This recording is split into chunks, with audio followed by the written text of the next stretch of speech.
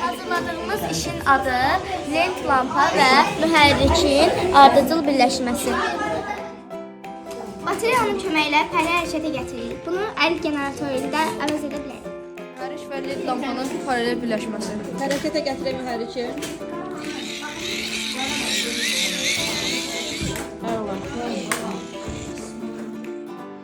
İşin adı güneş lampasıdır.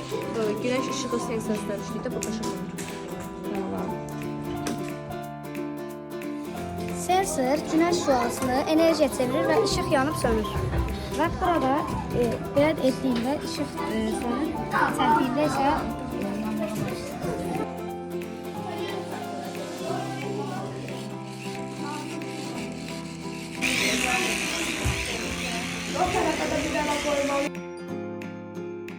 hazırladığımız iş polis sidarasının səsidir.